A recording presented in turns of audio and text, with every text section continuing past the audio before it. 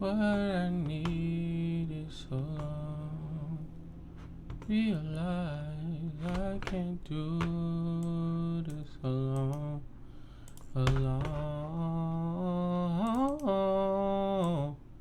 See, once I realized I can't do this alone, I took it alone. Making me go.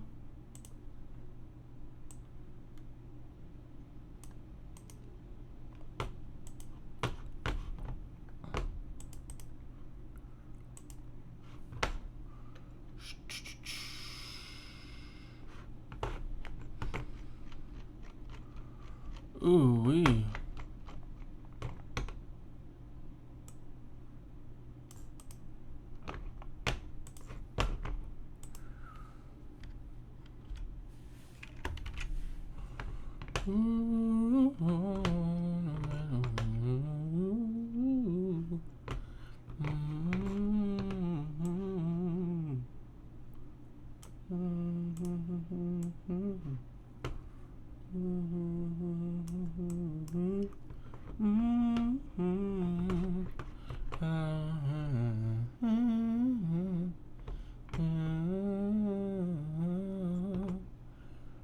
Go live.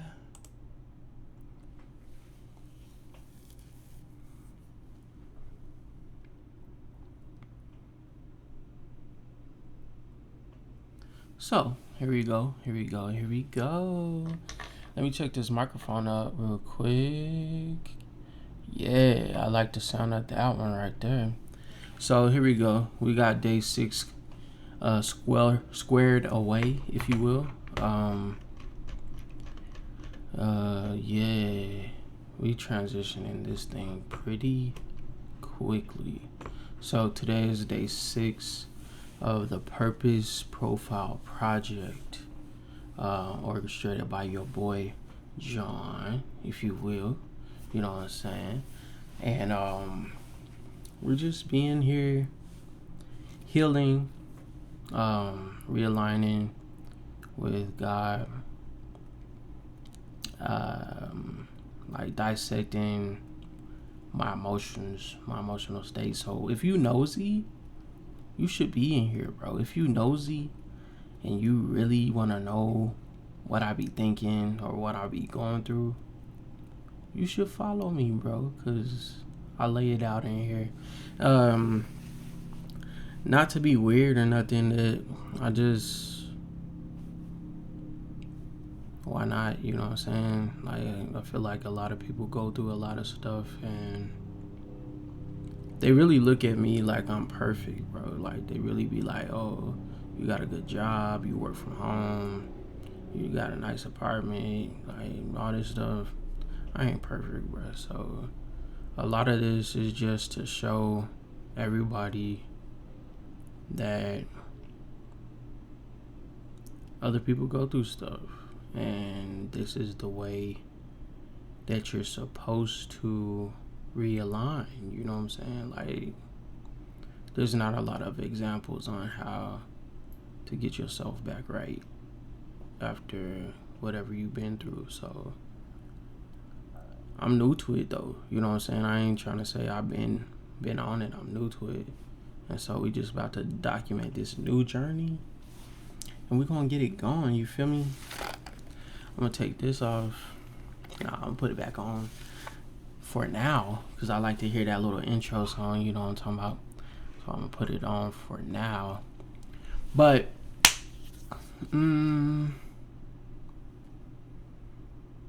yeah, today we're gonna, I kind of created a script and everything so that I could kind of like transition a lot smoother into this. So we're going off a script right now. When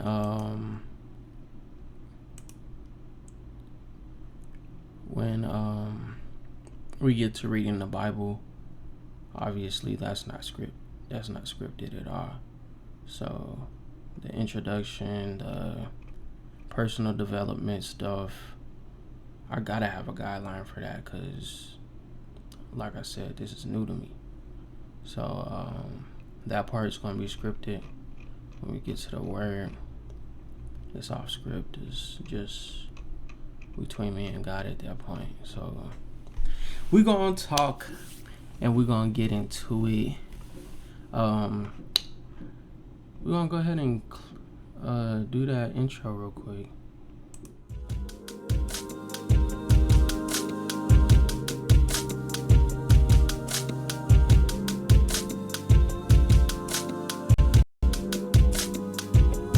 It's you I seek. You're all I need. Extreme increase, manifesting in me, in me, in me.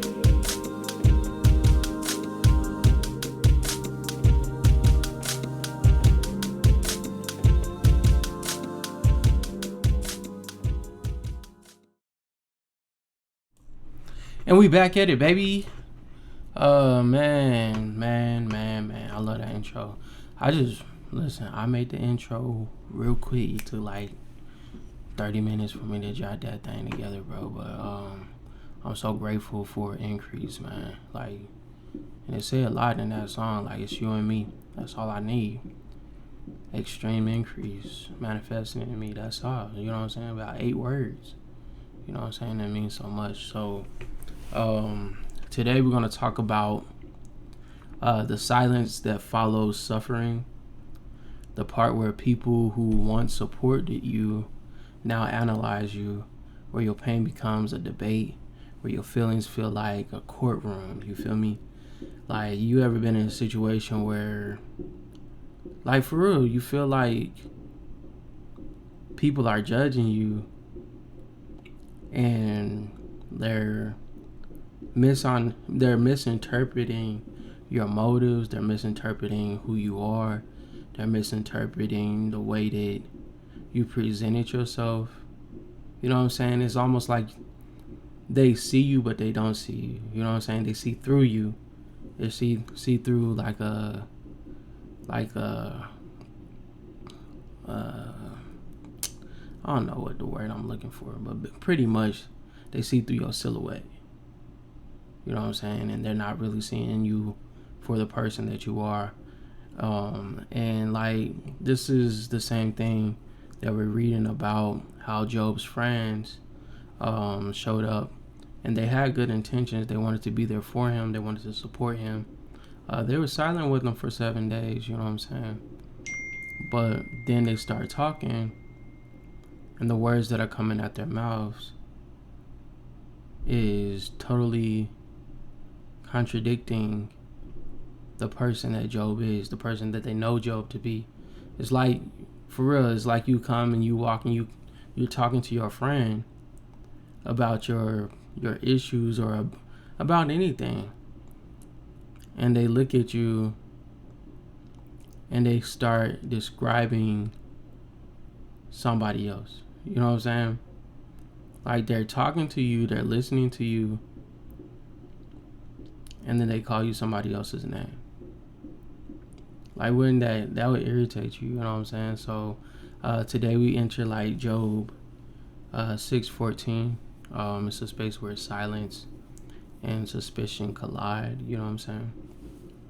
And Job is hurt. Job is real hurt. Not only because he done lost his kids, he done lost everything he worked hard for, but the people that came and supported him, like, they couldn't hold their tongue. Well, they did, you know what I'm saying? They held their tongue for a second, but when they started word vomiting over his name, they couldn't control that part. You know what I'm saying? They're like, oh, I know that you're good and you feel like you did nothing but right, but you're only going through this because you did wrong. And they're accusing him. They're, you know what I'm saying, like, unintentionally accusing him of being wrong and doing wrong, regardless of how innocent he is, regardless of how true he is to what he's talking about, to make him look like he don't know what he's talking about. You know what I'm saying? And that's definitely a big problem with a lot of things. A lot of things these days get twisted in social acceptance. I guess that's what that called. Like, you see so many TikTok videos, so many YouTube videos that validate thinking like this person's a narcissist, or this person is a manipulating or gaslighting you because they want you to do better. And this person, just because you feel a certain type of way about somebody doesn't mean that they're a narcissist. You know what I'm saying? So it's like, if you look at me and you be like, oh, you're spiritually manipulating me by reading the Bible, you know what I'm saying? Where are you getting this term from? You know what I'm saying? Why are you falsely accusing me? And that's what Job is going through. You know what I'm saying? I'm just trying to make it personal and whatnot. But that's what Job's going through, this whole sequence, if you will. And so, like, on my script, I have a couple of different prompts and whatnot. So this is like a therapist reflection of Job. And it says that Job 6-14 isn't about easy answers. It's about holding faith and raw honesty. Job says, do I have any power to help myself now that success has been driven from me? This is deeper than depression is depleting. But even here, Job is still talking to God.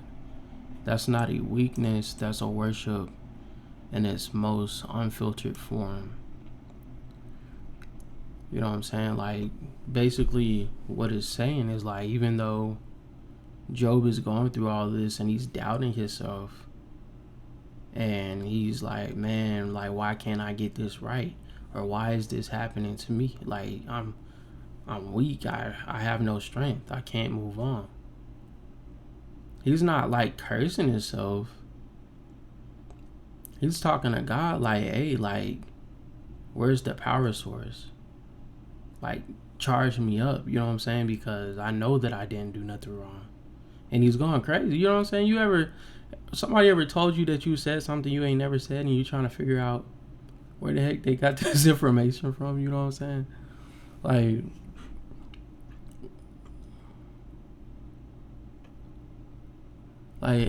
for real, like, have you ever, like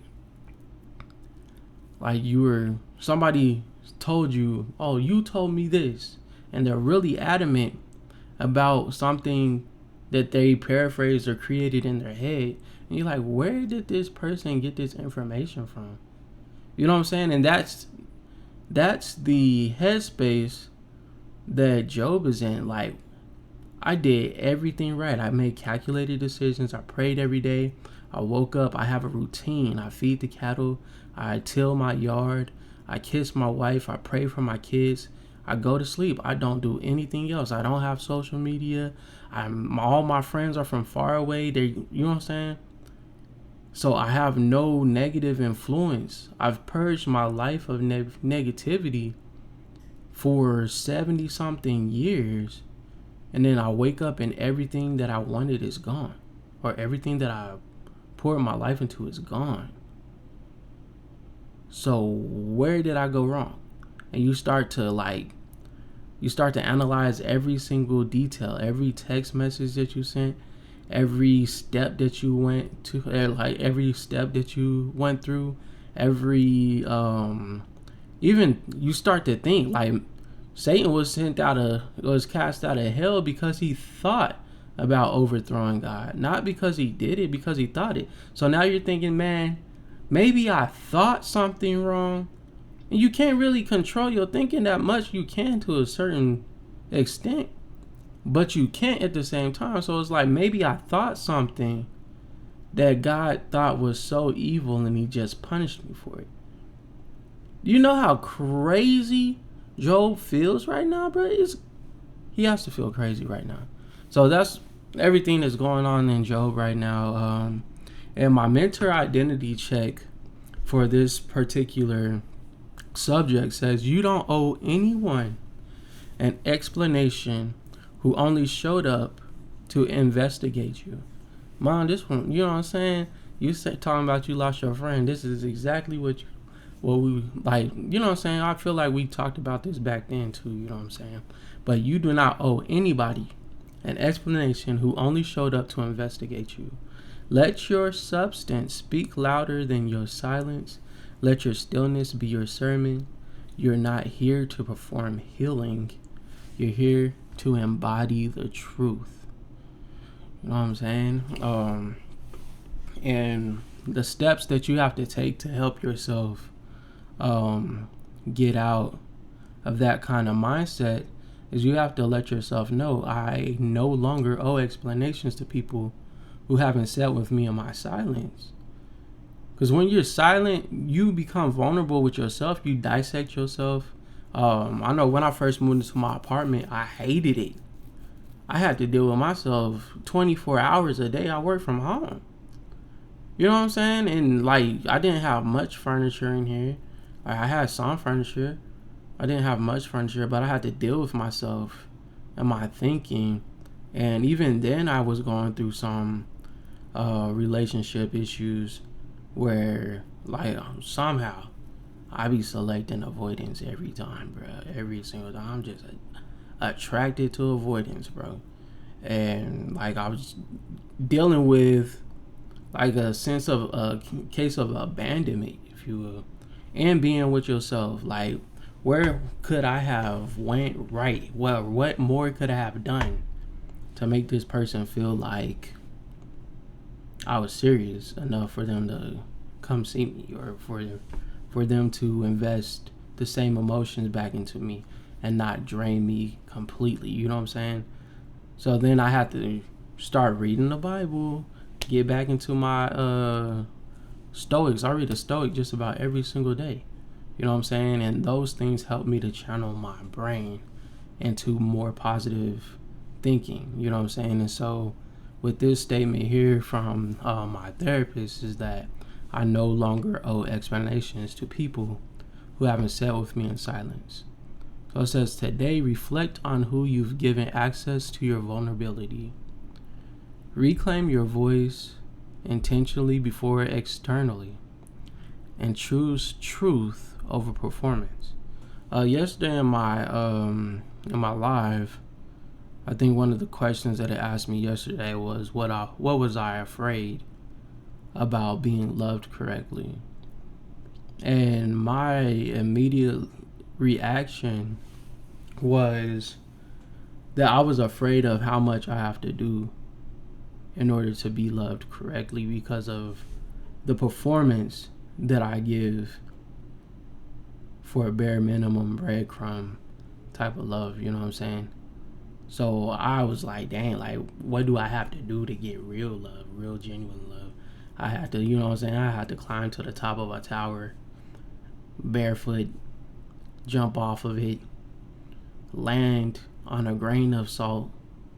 You know what I'm saying? Like, there's so much that I feel like I would have to do to be loved correctly. And then I had to sit and reflect on the access, or reflect on the people that I gave that access to, and understand that God is love. You know what I'm saying? And God was there when nothing else was there. So love is something that's just period. You know what I'm saying? Love is just. There's no performance for love. There's no hoops that you have to jump through for love. Love is just. Love is present. Is omnipresent. God is omnipresent. Present. Is everywhere. It doesn't come to you. It is you. You know what I'm saying? It's all around you.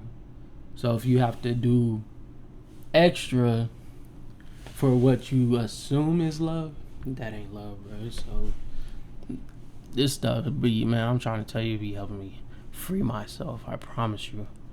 So, if your circle feels more like a jury, this is your reset. So, if you watching this, man, drop one word in the comments that reflect who you are becoming, not who others assume you are. And then let the silence have its Sabbath, and let your growth be your rebuttal. So yeah, go ahead and drop like a little saying, you know what I'm saying? So go ahead and drop one word in the comments that reflect who you are becoming, and not who others assume you are. And it's crazy you talk about that Eric Thomas quote, because it's next, you know what I'm saying? And today's a different day. Yeah, that was supposed to be yesterday's quote. And it's right here. Eric Thomas quoted today. Everybody wants to be a beast until it's time to do what beasts do. Sometimes being a beast means choosing not to roar, but to remain. You know what I'm saying? A lion does not hunt 24/7. The majority of a lion's day is resting in shade because it's hot. You know how much fur a lion has? You know how much shade a lion has in a desert? That boy is hot. He's not about to be running 24/7. So sometimes the beast that you are needs rest.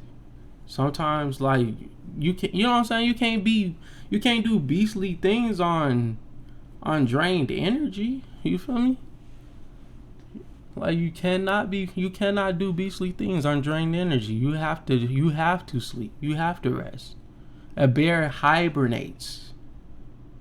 Do they still do that? Because I ain't ever seen on no Discovery Channel a bear like hibernating in a very long time. But a bear hibernates. They sleep for a long period of time. They wake up and they eat because they know they're going to go to sleep again.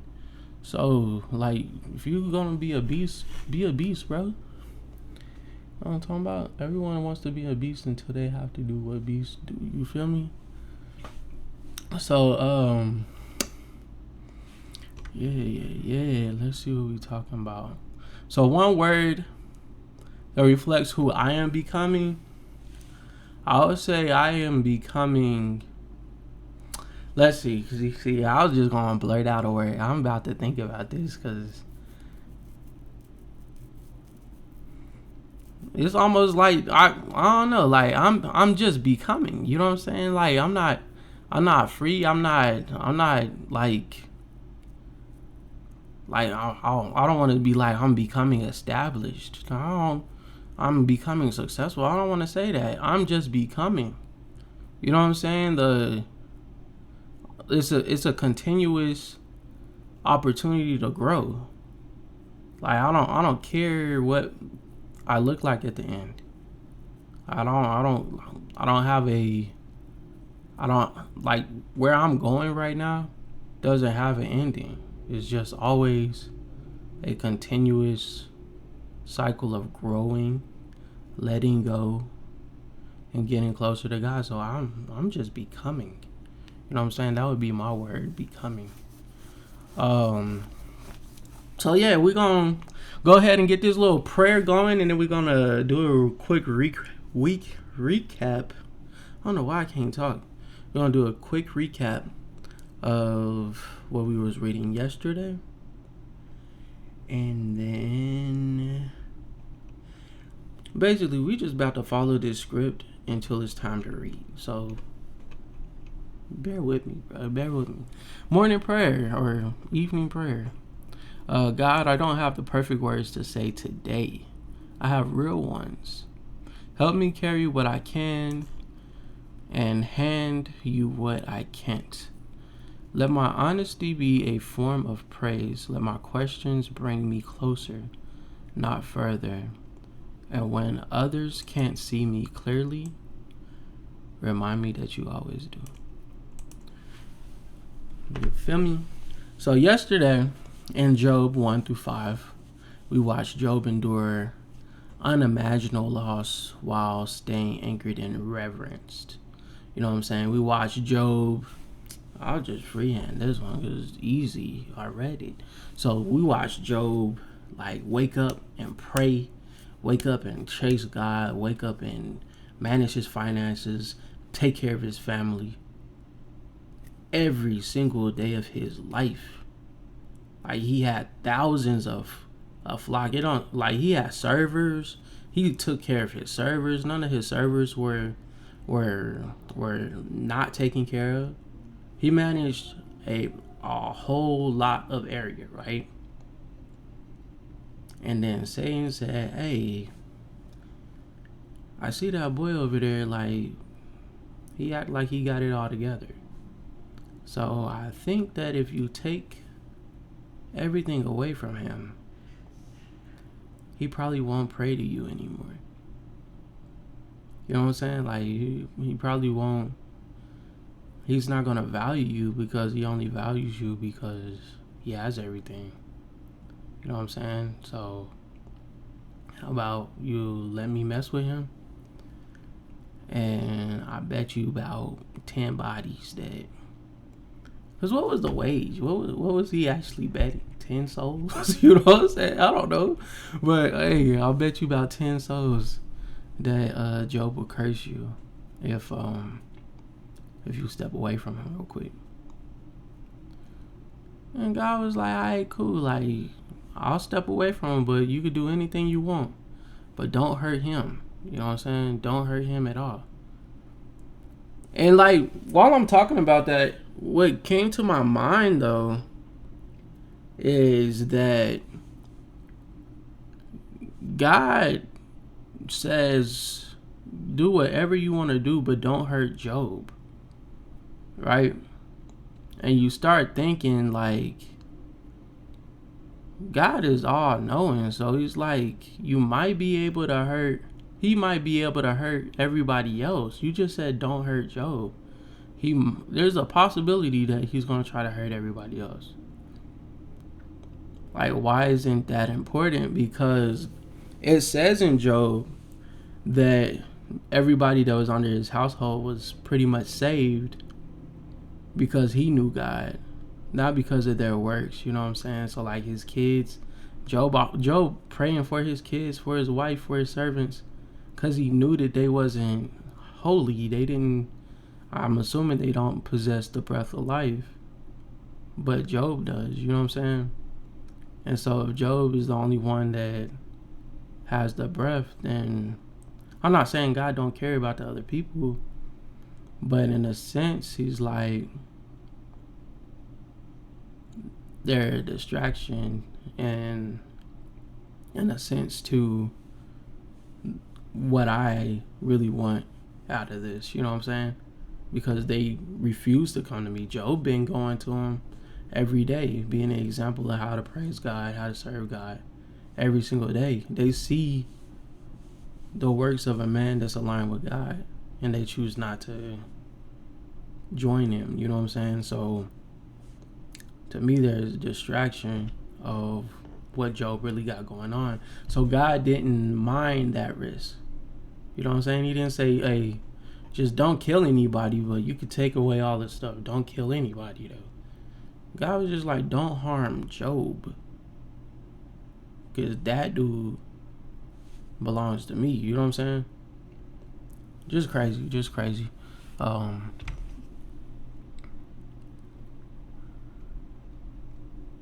He said you can't take his life. He did hurt him. He gave him boils on it. Yeah, you said don't take his life. You know what I'm saying? That's what I mean by don't hurt him. Don't take his life. You know what I'm saying? Because he did give him boils. You know what I'm saying? He did give him boils and sickness and whatever. But don't take his life. Like, allow him to experience the famine. Is the famine? It's called the famine. Don't allow him to experience the famine, but don't let the famine take him out. You know what I'm saying? So he still had protection over Job, just not around anything else. And that's just crazy. So we also studied Noah's obedience and how God's timing worked, even through that chaos. In a sense, they're kind of going on around the same time, I'm assuming. The focus was moving from wanting to doing, and now we shift from doing to enduring. Things to look for in today's reading. Today, Job is appealing with his friends when his comfort turns into critique, and when has comfort turned into critique in your life? You know what I'm saying? Like, when has comfort turned into critique in my life? Relationships, bro. For real, I get real comfortable in these relationships, doing everything, and then then everybody's like, oh, you're supposed to do this, you're supposed to do this, you're supposed to do this. And then, like, if I start pulling back, then now it's, you don't do this, you don't do this, you don't do this. What's the benefit of you being in my life and stuff like that? And it's like, you know what I'm saying? Like, it's kind of weird. But his metaphor, streams, shadows, decays. I don't know what that means. What emotions do these stir in you? Streams, shadows, decays. These are things to look for, so I'm assuming we're going to figure out what that stuff means. Arguments from Eliphaz, Bildad, Zophar. Are they speaking to Job or at Job? Job's self-defense. Where are you being misjudged? And that is crazy. So now we're about to get into the theological insight. Job's speeches challenge shadow theology. He doesn't accept that pain equals punishment. He demands that God hears him. He doesn't lose his reverence in the middle of his resistance. Job teaches us that faith can shout, that questions aren't rebellion, they're relationships. So throughout this whole passage, we're going to see how close Job tests the perimeters of his anger. Because, you know what I'm saying, in Genesis, when Cain is about to wrath, God's like, hey, control your anger. Like, it's okay to be mad, but don't let your anger control you. So now we get an exact example of how to be mad and not let your anger control you. You feel me? So we're about to get into this word.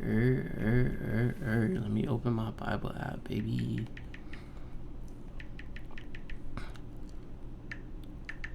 How y'all like these little the script for real? Like, in a sense, I kind of like it, but I feel like the other days were kind of more smooth just because I was just being me.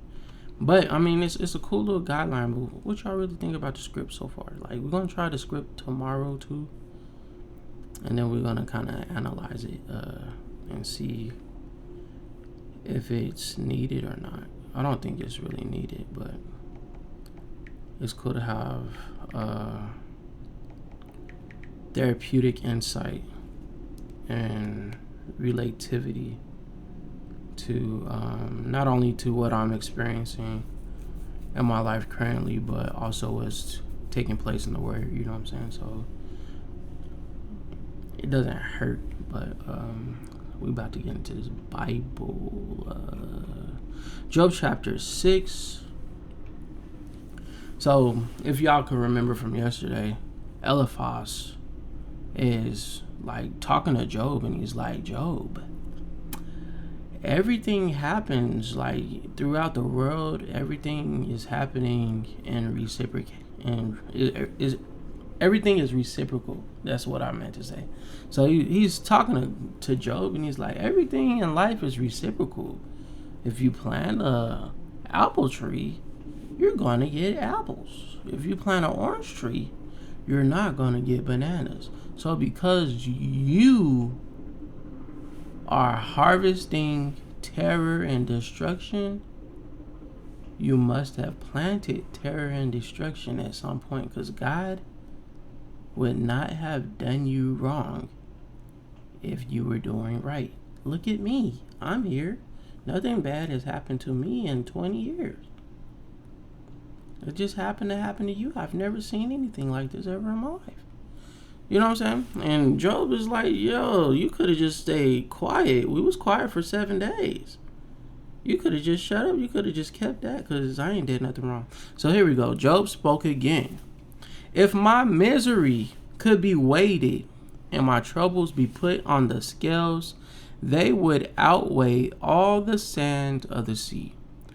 This is why I spoke impulsively, for the Almighty has struck me down with his arrows. Their poison affects my spirit.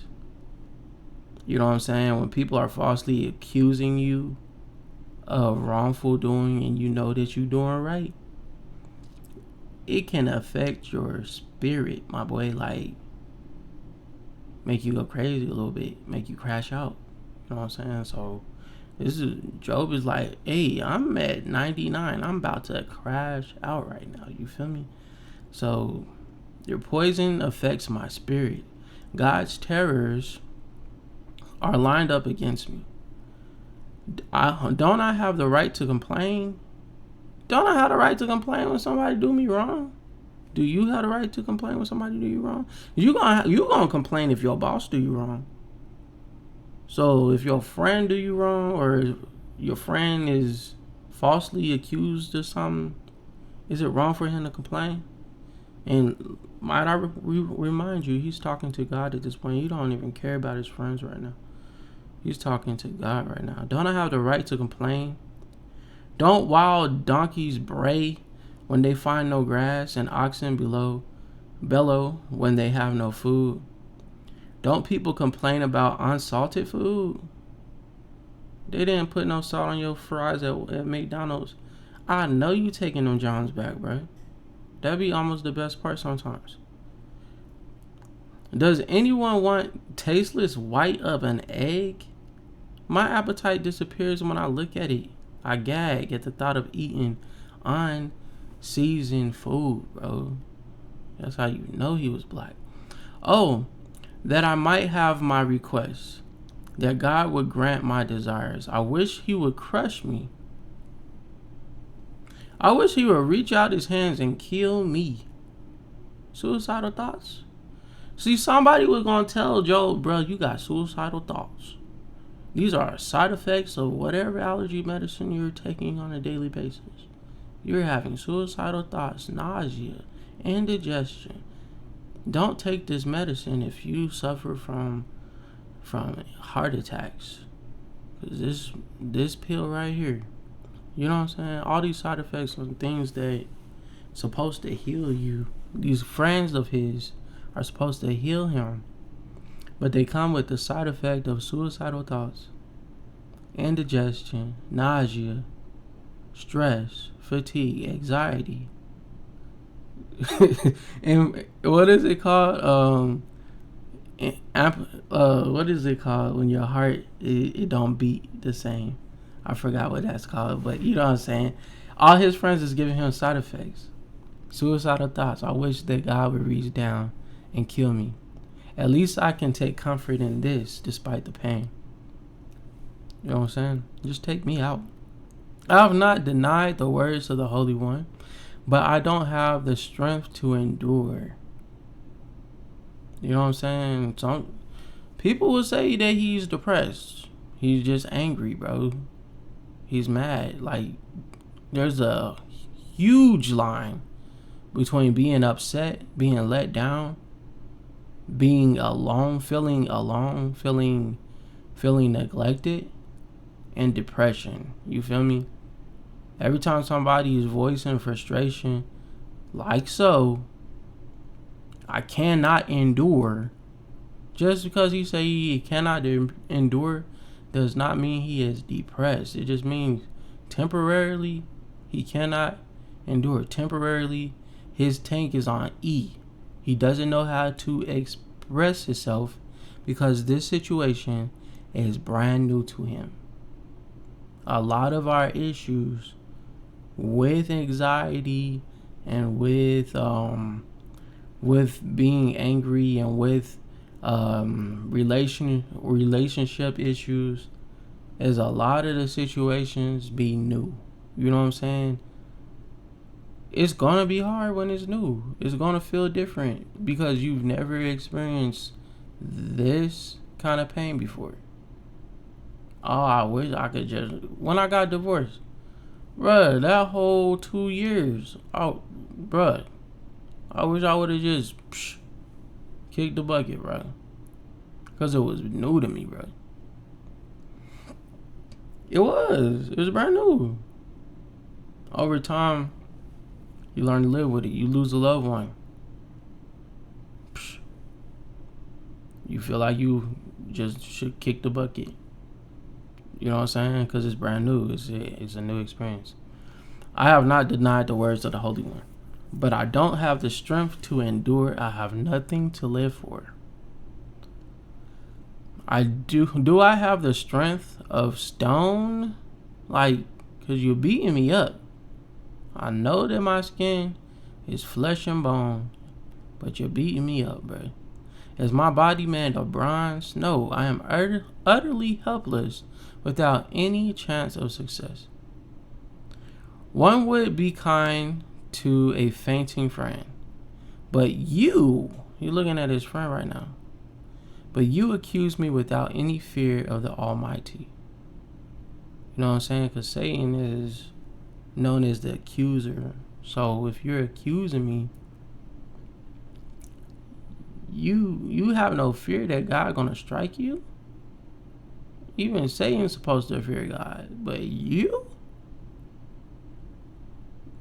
don't see nothing wrong with falsely accusing me of something that I didn't do. Wow.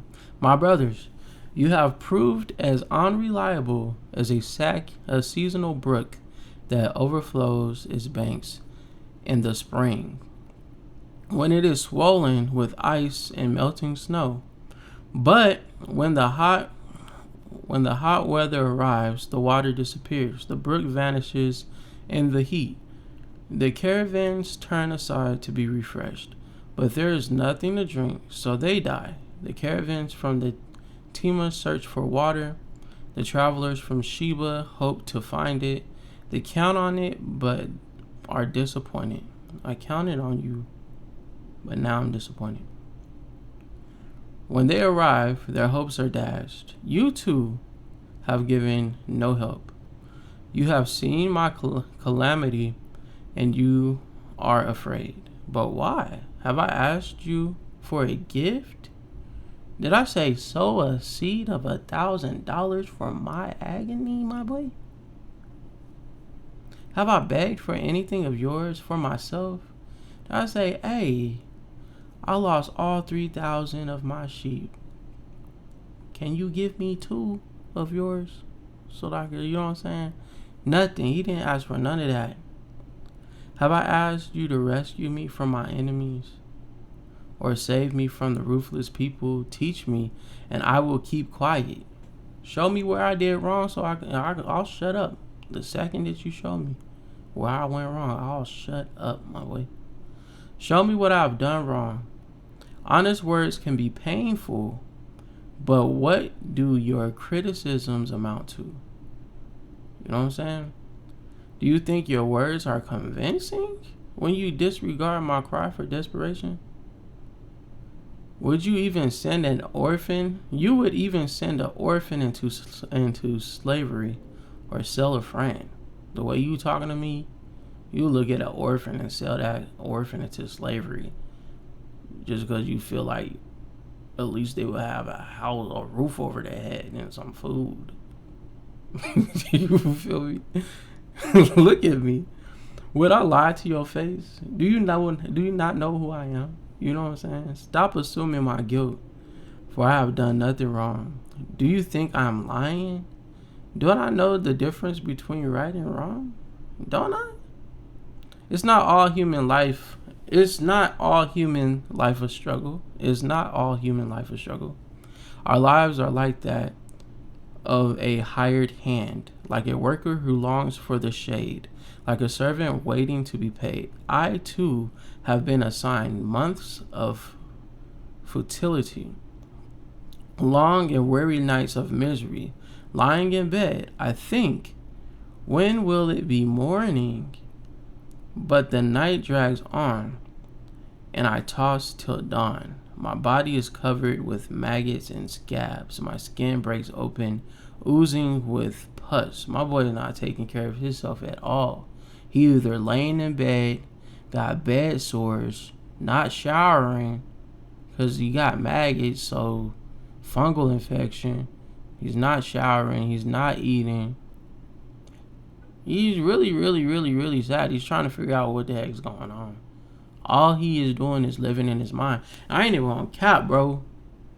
About 2 weeks ago, it's not that I wasn't showering. Like, I'm showering, bro, but I was stuck in my head, bro. And that's how I kind of developed and organized this situation right here that we're doing right now. Because one, going live is making me be accountable on, like, getting out of my head, presenting myself in a way, like, you know what I'm saying? I have to present myself almost as in a teacher type vibe, you feel me? Because I'm presenting, which means that I have to let go of whatever it is that I'm going through before I come on camera. And then I'm reading things that are helping me align my spirit. And I'm also reading things that are helping me align my mind. And so, you know what I'm saying? Like, you got to take care of yourself is basically what I'm talking about. Like, you have to take care of yourself when your mind is going crazy. You have to find an outlet. Maybe it's this. Maybe it's just listening to me do this. Maybe it's, you know what I'm saying? Maybe it's crafting. Maybe it's writing music. Maybe it's going on a walk. If you're going through some stuff, man, find you a partner. You know what I'm saying? That is like, just like a partner to text and be like, hey, I'm having a hard time. Or generate you a therapist and AI, bro. I gotta say that quietly before they start charging for this kind of services, but generate you, prompt you a little therapist and AI. Pretend that you're a therapist with 20 years of experience from the best schools ever. You can name the college if you want to.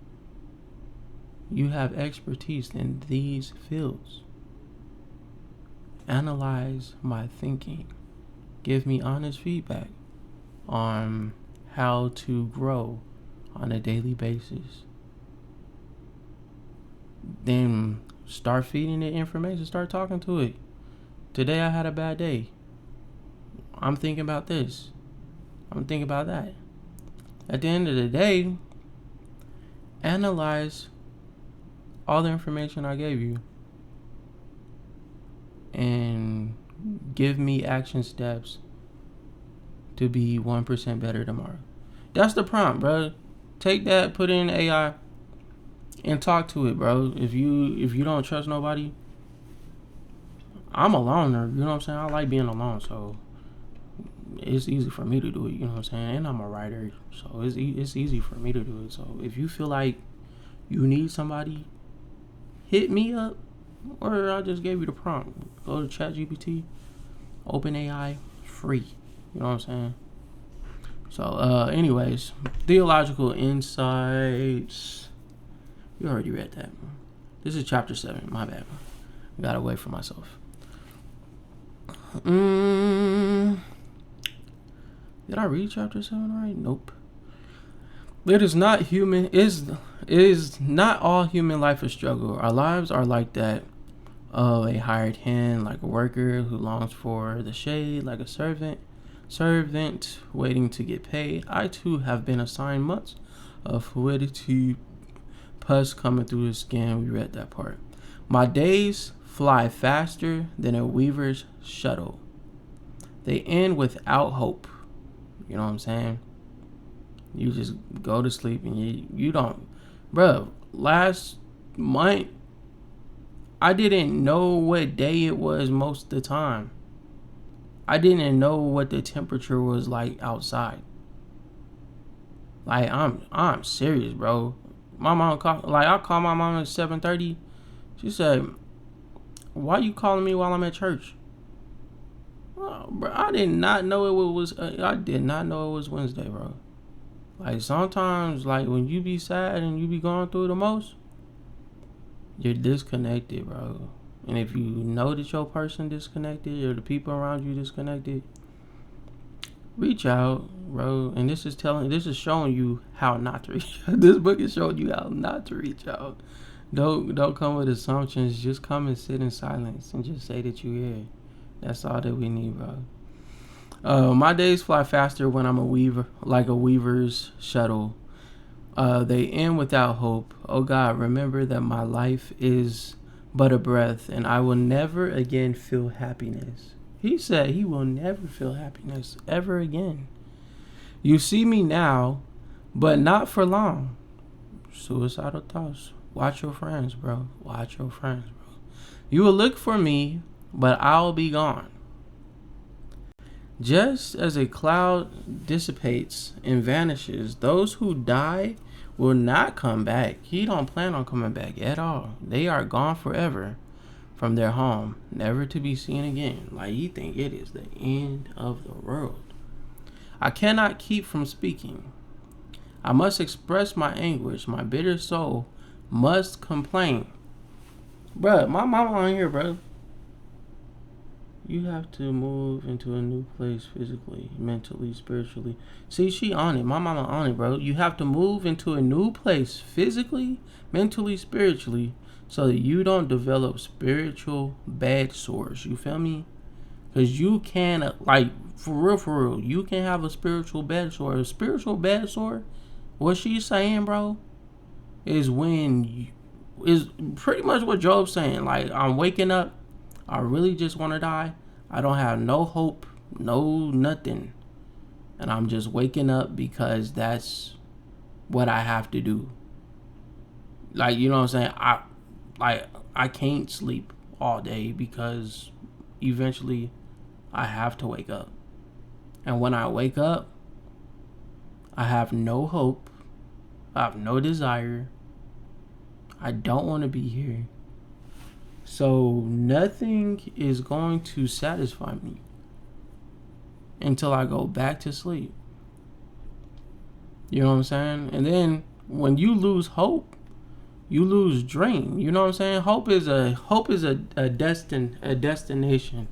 Hope is a spiritual destination. Mental destination. When you hope for something, it's because you don't have it right.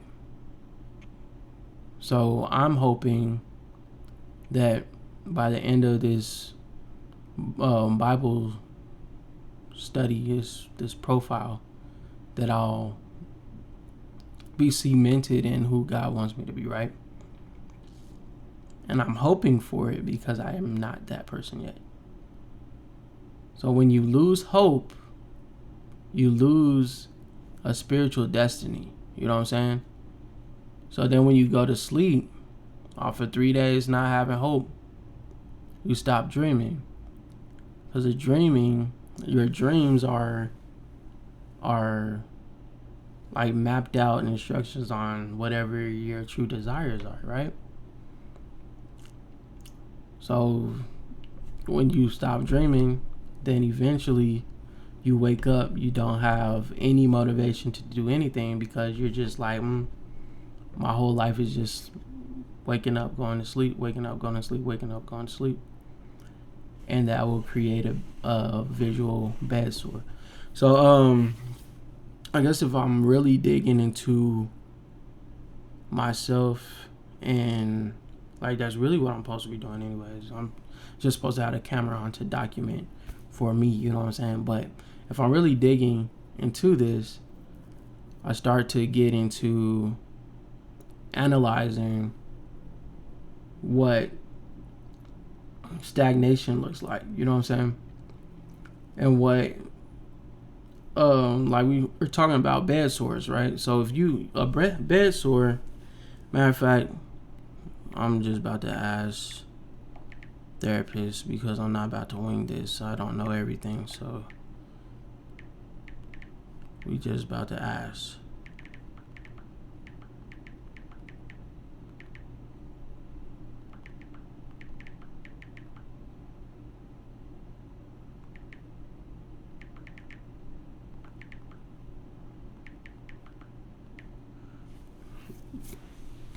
All right, cool. So I asked therapists what a bed sore is. A therapist is my therapist on my app, straight up. So y'all gonna hear me say therapist. Professor is my theological guru, similar to Eric Thomas. You know what I'm saying? I got Cash in here, financial guru, coach, fitness goals, and I got mentor, which mentor is pretty much just like a motivational speaker that analyzes and meets with all these people to help me generate clarity in my readings. So you might hear me talk about therapists. It's not a therapist that I pay for. It's the, you know what I'm saying? So we're gonna get into this. A bed sore. This is from therapists now. A bed sore, also known as pressure ulcer. A pressure ulcer, because when you're laying down, camera there.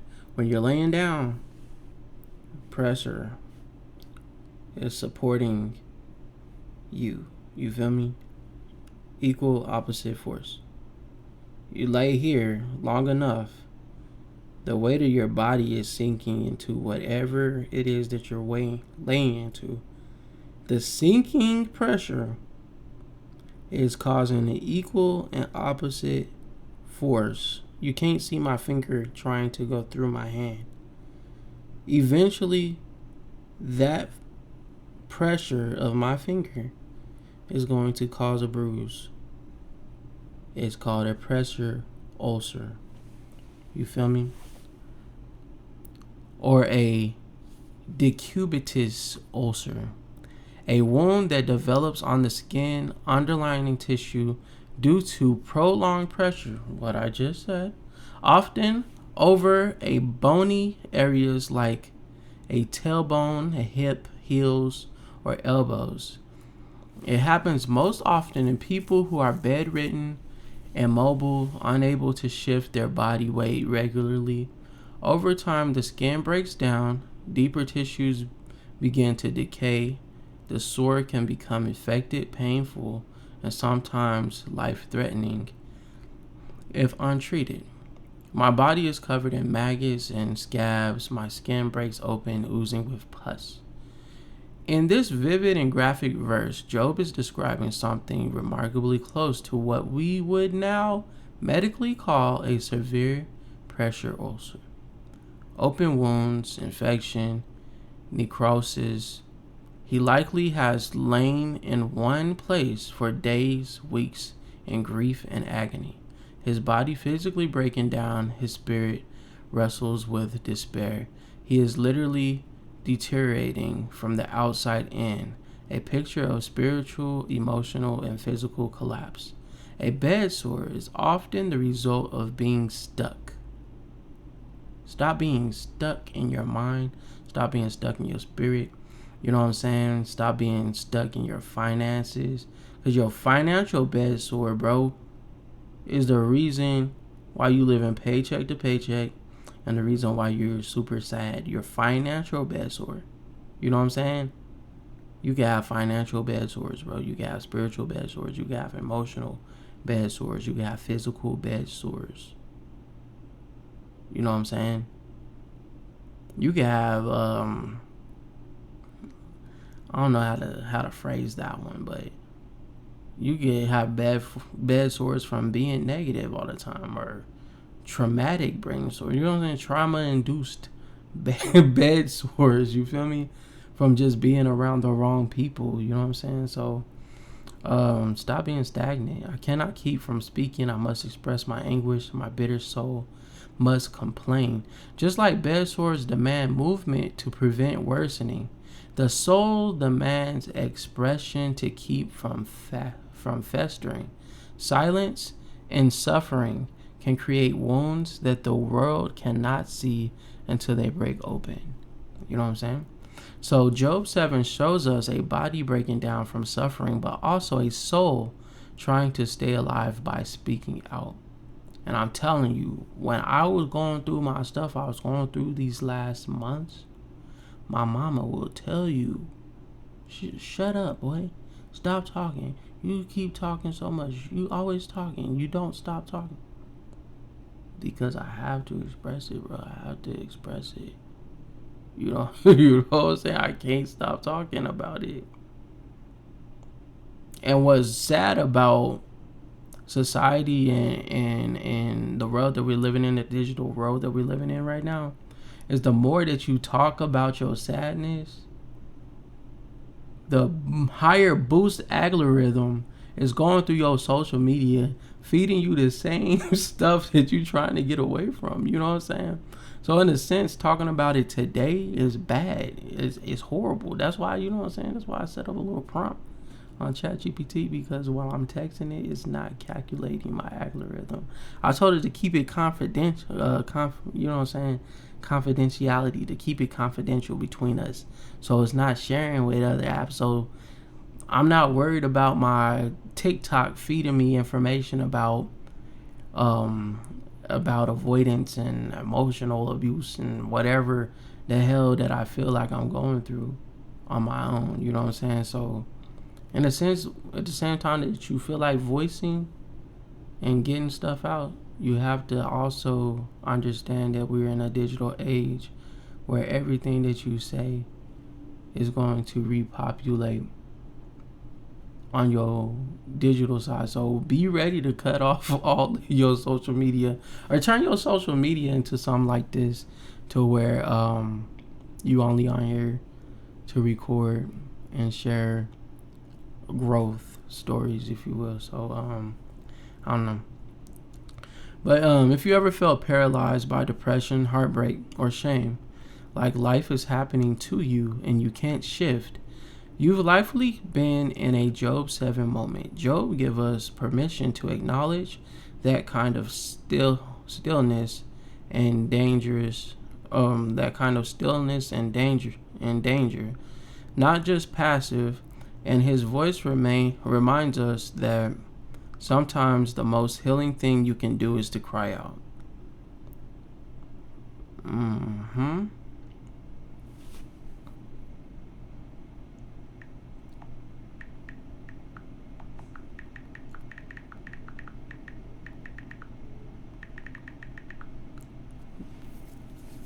So while we stop right there through this transition, we're going to say a quick prayer just for anybody that feels stuck, anybody that feel like they don't got nobody to talk to, or anybody that feel like when they talk out loud, social media is flooding and revalidating the same emotions that they're trying to get rid of.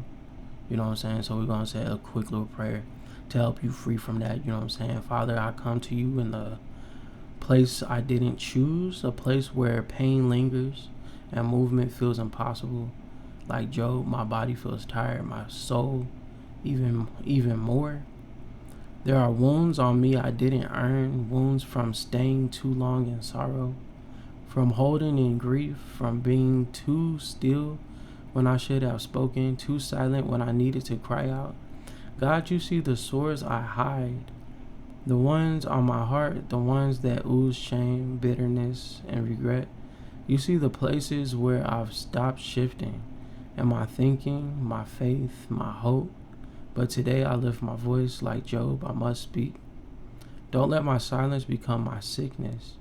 Don't let my stillness rot what you still want to heal. Move me again, mentally, emotionally, spiritually. Roll me over from the bed of despair and set me on a rock of life. Teach me to shift when I'm stuck, to cry when I'm hurt, to ask for help before the wound deepens. And thank you for being the kind of God who listens when I finally open my mouth. In Jesus' name, you feel me? You feel me? Boom. I cannot keep from speaking. I must express my anguish. My bitter soul must complain. My bitter soul must complain. Like, it has to. There's nothing else it can possibly do. You know what I'm saying? It has to complain. It has to. What else? You know what I'm saying? What else could he do at this point? I am a sea monster or a dragon that you must place me under guard. Am I a sea monster or a dragon that you must place under your guard? I think my bed will comfort me and sleep will ease my misery. You know what I'm saying? You ever not wanted to get out of bed, bruh? Not even to use the bathroom. I mean, you got to. You can't just be to bed, you know what I'm saying? But you just crawl out of the bed. You know what I'm saying? You don't ever stand up out of bed. You just roll to the floor and just crawl yourself to the bathroom. You know what I'm saying? And then you crawl yourself back to your bed. You know what I'm saying? You ever just did not want to move at all? You know what I'm saying? Crazy. I think my bed will comfort me and sleep will ease my misery, but then you shatter me with dreams and terrify me with visions. You know what I'm saying? Like, he's just thinking, because he wasn't present when his kids and stuff died. Like, the servant came and talked to him and said, hey, the wind blew, the roof caved in and killed all your kids. So, like, he's envisioning this while he's sleeping. Like he knows what his roof looked like. You know what wind looked like. You know what crushed bodies possibly look like. I'm pretty sure he went home and seen the aftermath. And now it's just looping in his brain while he's trying to go to sleep. I would rather be strangled. I'd rather die than to suffer this. I hate my life. I don't want to go on living. Oh, leave me alone for my few remaining days. What are people that you should make so much of us, that you should think of us so often, for you examine us every morning and test us every single moment? Why won't you leave me alone and at least long enough for me to shallow? If I have sinned, what have I done to you? O watcher of all humanity, why make me your target? Am I a burden to you? Why not just forgive my sin and take away my guilt? For soon I will lie down in the dust and die. When you look at me, I will be gone. You feel me? Like, you wake me up every day to face the same pain, just to go to sleep, wake up and face the same pain, when you have the power to just end my life right now. But instead you just want to continue to watch me wake up, question myself, question you, relive everything I just went through, go to sleep and repeat the same thing. I can't even get out of bed. I have nothing. And a matter of fact, like, I'm in bed and still I got a nagging wife in the kitchen. Why you didn't take her too? Because she not helping. Got it? For real. She's not helping. She's nagging, talking about just curse God and die. Just curse him already. Just curse him. Like, you're only not dying because you haven't cursed God. You're questioning him, but you haven't cursed him. So just go ahead and curse him so he can have a reason to finish you off. She ain't giving him no kind of support. His friends not giving him no kind of support. Nothing, bro. Nothing.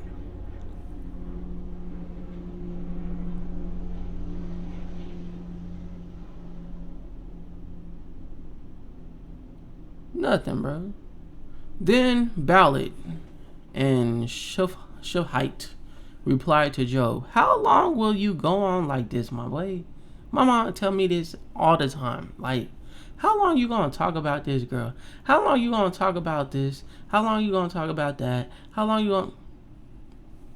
You know what I'm saying? How long you gonna talk about this? How long you gonna talk about that? I don't want to hear it. I don't want to hear it. I don't want to hear it if you're not going to do nothing about it. I'm not going to hear it because it's not going to change nothing. How long are you going to go on like this? You sound like blustering wind. Does God twist justice? Does the Almighty twist what is right? Your children must have sinned against him, so their punishment was well deserved. You feel me? Like, they didn't just die. They died a crazy death. They must have did something unforgivable. But if you pray to God and seek the favor of the Almighty, and you are pure and live with integrity, he will surely rise up and restore your happy home. Like, if I ain't living with integrity already, you just told me that if I do what I've been doing my whole life, he's going to restore the same thing he just took from me for doing what I've been doing my whole life. Are you crazy? And though you started with little, you will end with much. Just as the previous generation, pay attention to the experience of our ancestors. What ancestors he's talking about? Is he talking about the wonderless wanderers? Or them people that died in the flood? I'm assuming so. For we were born but yesterday and know nothing. Our days on earth are as fleeting as a shadow. But those who came before us will teach you. They will teach you the wisdom of old. Can Caprius reeds grow tall without marsh? What the heck is that? Papyrus reeds. Matter of fact, I got a handy dandy notebook. Oh shoot, interact. What is this thing called?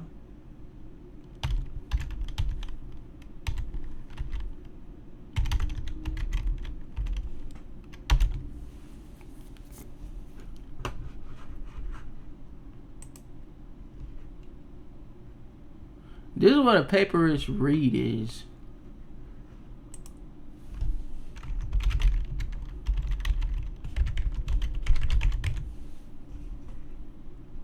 But what's marsh? What is marsh?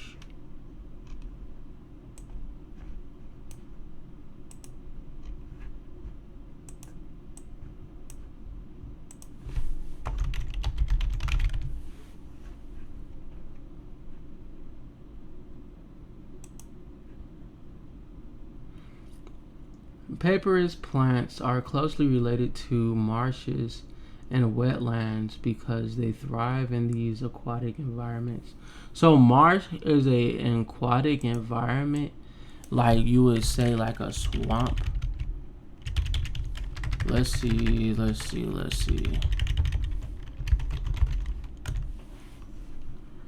Marsh is a type of wetland characterized by soft, wet land, often dominated by grasses and other non-woody plants. They are typically found in low-lying areas near rivers and lakes. Marshes are known for their rich biodiversity and play a critical role in supporting various ecosystems and wildlife. So,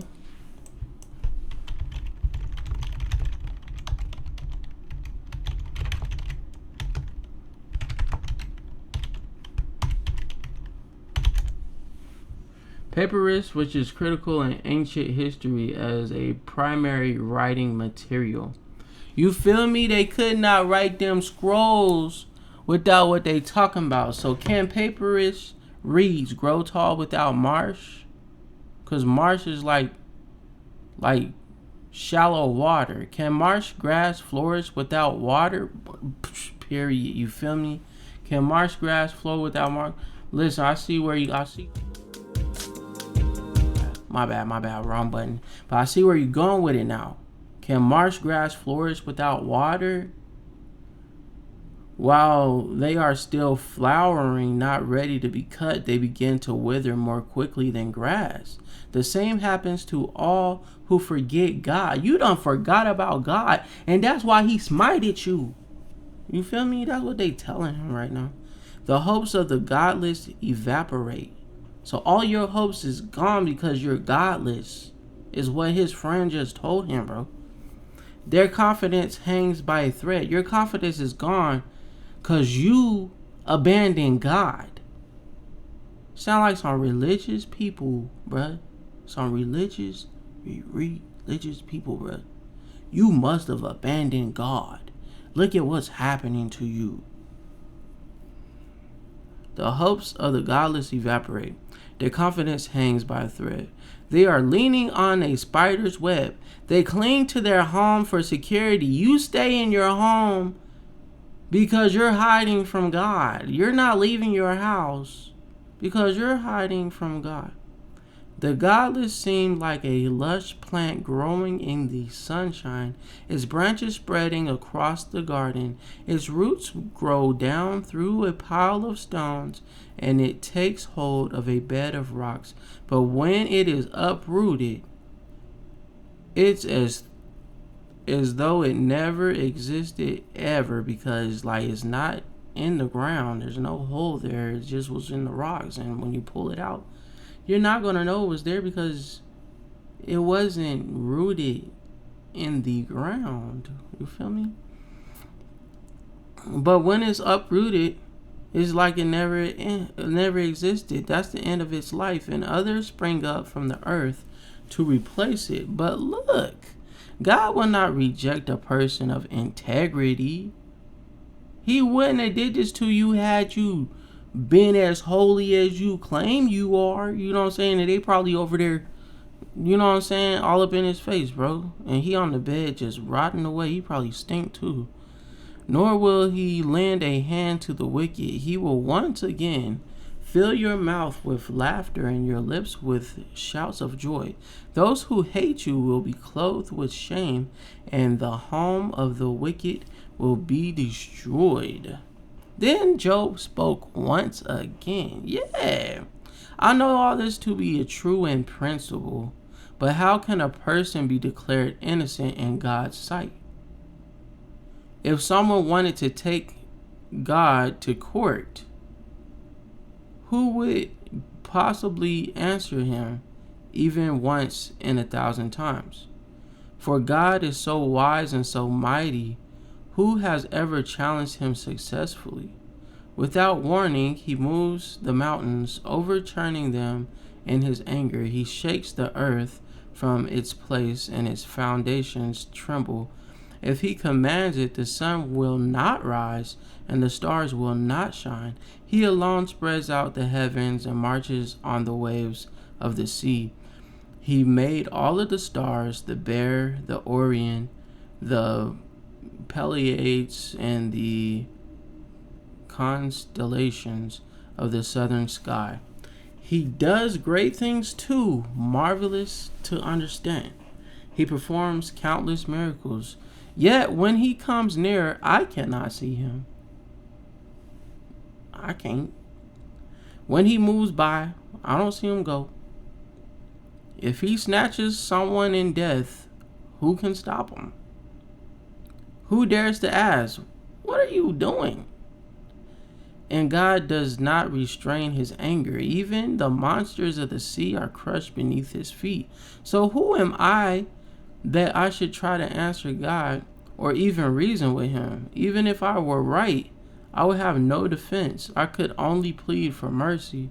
And even if I summoned him and he responded, I'm not sure he would listen to me. For he attacked me with a storm and repeatedly wounds me without cause. Like he's beating me up. So even if I brought him here, who's to say he wouldn't bash my face in? I don't know what kind of grudge he got against me right now. He will not let me catch my breath, but fills me instead with bitter sorrows. If it's a question of strength, he's the strong one. If it's a matter of justice, who dares summon him to court? Though I am innocent, my own mouth would pronounce me guilty. Though I am blameless, it will prove me wicked. I am innocent, but it makes no difference to me. I despise my life. Innocence or wicked, it is all the same to God. That's why I say he destroys both the blameless and the wicked. When a plague sweeps through, he laughs at the death of the innocent. Boy, you know what I'm saying? How you gonna say this about God? You know what I'm talking about? The whole earth is in the hands of the wicked, and God blinds the eyes of the judges. Hold on, it say when a plague sweeps through, he laughs at the death of the innocents. You know what I'm saying? But the plague, I gotta ask this question.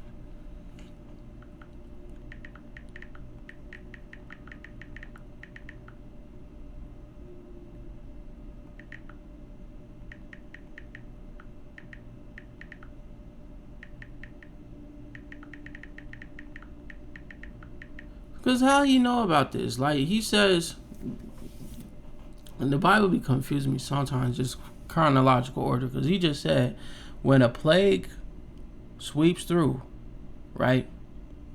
God laughs at the death of the innocents, right? He also mentioned like the people, our ancestors, know the answers, and they, you know what I'm saying, they did all this stuff. So to my understanding, this happens after Exodus, you know what I'm saying? Because the plague that was mentioned before, I mean, it could have been the flood, but them people were not innocent. So it would have had to been the time when the death angel swept through Egypt and killed all the firstborn sons. Those were the only innocent people so far that we know of that passed away. You know what I'm talking about? To a plague, you know what I'm saying? Other than life itself. So I asked a professor here, and I said, when a plague sweeps through, he laughs at the death of the innocent. Is this talking about when the death angel killed the firstborn sons? This is a powerful connection you're making, and it's rooted in a very real, emotional, restless match Job is having with God's justice. Let's break it down. When a plague sweeps through, he laughs at the death of the innocent. At first glance, this sounds blasphemous or irreverent. My bad. But Job isn't making a theological statement here. He's expressing a desperate, emotional reaction to what feels like unjust suffering. Job is saying, in effect, God, if you are truly all-powerful, how do you allow innocent people to die while evil seems untouched? Do you laugh at our pain? It's a raw sarcasm, not a doctrine. Now, your question, could Job be referring to the death angel in Egypt, the one who killed the firstborn sons in Exodus? Contextually, no. Job is likely unaware of that event because Job is believed to predate Moses and the Exodus. This is one of the oldest books in the Bible, and Job theologically comes from a time before the law, the Exodus, or even Israel as a nation. However, thematically, yes, the comparison fits. In Exodus 12, the death angel passes over Egypt, and every firstborn in households without blood covering was killed, including innocent children. To the Egyptians, it would have felt like indiscriminate sweeping of judgment. In the moment, they likely thought, why would our God kill children for something Pharaoh decided? This is exactly what Job is wrestling with. Why do innocents suffer for the sins of powerful? Why does a good God allow devastation to fall like a plague on both the guilty and the guiltless? Therapist reflection. This verse is not theology, it is therapy. Job is bleeding through his words. He's not saying God truly laughs at the death of the innocent. He's confessing that in his pain, it feels that way, and that a sacred thing in itself. The scripture includes our moments of disillusionment, and lets us keep breathing even when we don't understand the God we're crying to. You know what I'm saying? You know what I'm talking about? So that's why I say he destroys both the blameless and the wicked. When a plague sweeps through, he laughs at the death of the innocent. The whole earth is in his hands, in the hands of the wicked, and God blinds the eyes of the judges. If he's not the one who does it, who is? My life passes more swiftly than runner. It flees away without a glimpse of happiness. It disappears like swift Pepper's boat. Like an eagle swooping down on his prey, if I decided to forget my complaints, to put away my sad face and be cheerful, I would still dread all the pain, for I know you will not find me innocent, O God. Whatever happens, I will be found guilty, so what's the use of trying? Even if I were to wash myself with soap and clean my hands with lye, you would plunge me into a muddy ditch, and my own filthy clothing would hate me. God is not a mortal like me, so I cannot argue with him or take him to trial. If only there was a mediator between us, someone who could bring us together. The mediator could make God stop beating me, and I would no longer live in terror of his punishment. Then I could speak to him without fear, but I cannot do that in my own strength. I am disgusted with my life. Let me complain freely, please. My bitter soul must complain. I will say to God, don't simply condemn me. Tell me the charge you are bringing against me. What do you gain by oppressing me? Why do you reject me, the work of your own hands? While smiling at the schemes of the wicked, are your eyes like those of human? Do you see the things only as people see them?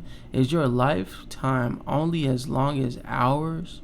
Is your life so short that you must quickly probe for my guilt and search for my sin? Although you know I am not guilty, no one can rescue me from your hands. You know what I'm saying? You formed me with your hands, you made me, yet now you completely destroy me. I'm going to pause this right now because, you know what I'm saying, Job is talking to God. You know what I'm saying? What we know about God? What do we know about God? God is love, right? What do I know about love? You know what I'm saying? Love, for me, for the longest, was performance based. This dude is straight up telling God, telling love, no matter what I do, no matter what I say, no matter how much I give, no matter how soft I present myself, love, God, love will not find me. And you know what I'm saying? This is the kind of headspace I was in like 2-3 months ago. You know what I'm saying? And then, you know what I'm saying, when I was crashing out, goddamn, about around Thanksgiving or whatnot, when I was going through whatever I was going through around Thanksgiving. And then, next thing you know, I hit the word, I'm restored, you know what I'm saying, getting to a little something else, you know what I'm saying, thinking that love finally found me. And then you get into it and you're like, love's not here, love's nowhere around me, you know what I'm saying? And no matter what I do, no matter what I say, no matter how many times I look at my approach, I see no wrongdoing. You know what I'm saying? To the point where I done created a therapist on my damn chat GPT. You feel me? And said, where did I go wrong? Copy, paste text messages. Like, analyze everything that I done sent this person. Tell me exactly where I went wrong. And he said, oh, I didn't find anything. You know what I'm saying? So I'm analyzing myself, and I'm like, where did I go wrong? What did I do? You know what I'm saying? Like, why can't love find me, regardless of how gentle and how healed I come to a relationship? Why does it always turn out to be wrong for me? You know what I'm saying? And that's the same thing that Job was going through. Like, no matter how many times I think about where I went wrong, I can't find anything. I hold no record. And this is a man that he had a schedule. He had 3,000 ox, 5,000 sheep, 10,000 workers. He had 10 plus kids, a wife. You know what I'm saying? Servants. He had a schedule. He had to make sure that everything was accounted for. He's like intentionally taking steps, waking up in the morning, doing everything. He has a nagging wife. He has to be in order, or he gonna have to hear her. You know what I'm saying? So we talking about a dude that's precise with every step that he takes. And he says, no matter how good I am, because obviously I've been doing good and I've been doing everything that you asked me to do and more. Because I say and more because he's even covering his kids that he knows that are doing bad. He's going to God about them. So that's and more. You know what I'm saying? And no matter how much of a performance I give you, you still gonna do me like this? Like, I had no more hope. You know what I'm saying? I was almost there, bro. I almost had no hope at all. You know what I'm saying?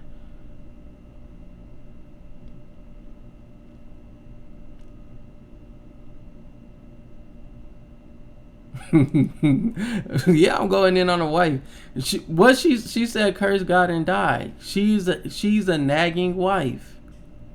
He even said that his wife and his children weren't doing right, and that's why he was praying. This is in chapter 1.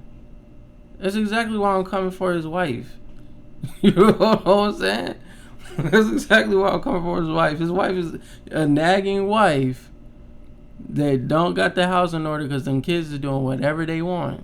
You know what I'm saying? And she turned around looking at him saying, curse God and die. Obviously, she's not aligned the same way that he's aligned. She's a nagging wife. Shoot, and he's like, shoot, if you could have took anybody, shit, you know, I'm not perfect. But if you could take anybody, why you didn't just take her? Like, I got to deal with myself. I got to deal with depression or whatever. You know what I'm saying? I got to deal with emotional distress. I'm gonna just call it emotional distress because depression is something that is documented. You know what I'm saying? So he's dealing with emotional distress, high levels of emotional distress. And he's still, like, he wake up, go to sleep, wake up, go to sleep, wake up, go to sleep. Still got to deal with his nagging wife, bro. On top of all this stuff that he going through, he still got to deal with his nagging wife, man.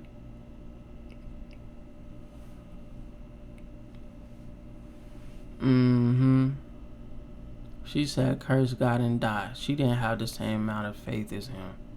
She had the same amount of faith as his friend that's telling him that he must have did something wrong. She's like, oh, you ain't did nothing wrong. That's why you still alive. But go ahead and curse him so you could die. Because, I mean, you ain't got nothing to live for anyways. You know what I'm saying? And, like, once you gone, then I'll be at peace because I ain't going to have to look at you go through this. And I could just, you know what I'm saying? You know how y'all women get for real. I'll just move on. I'll grieve for 2-3 days, but then I'll move on. You know what I'm saying? She must be a Scorpio too. Something. Remember that you made me from dust. Will you turn me back to dust so soon? You guided my conception and formed me in the womb. You clothed me with skin and flesh. You knit my bones and sinews together.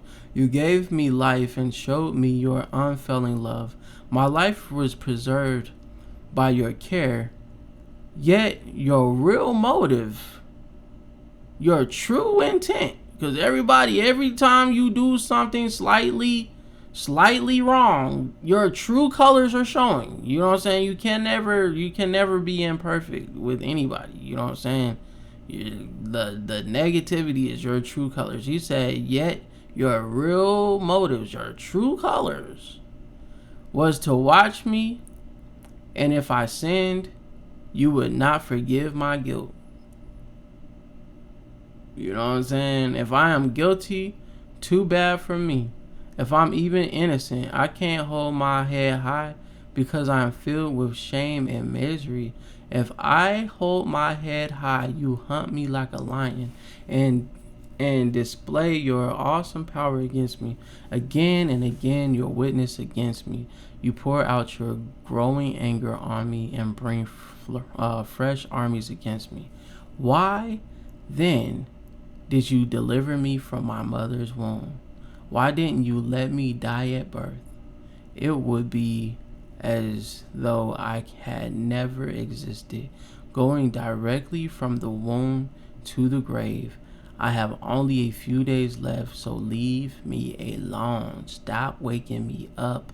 Stop putting breath in my lungs, that I may have a moment of comfort before I leave, never to return, for the land of darkness and utter gloom.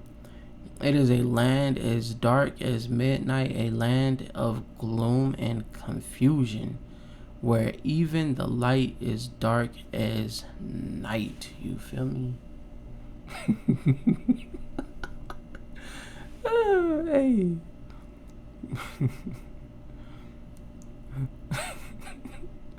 Then Zophar the Neamite replied to Job, shouldn't someone answer this torrent of words, nigga? Like, is somebody gonna check this nigga?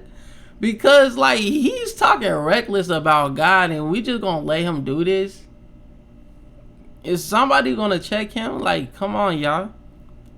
Is a person proved innocent just by a lot of talking? Like, you doing a whole bunch of talking, my boy. Like, you not about to get away with this, bro. Like, the more you talk, the more stupid you sound. Like, the more, like, God is God. God gonna do what he gotta do.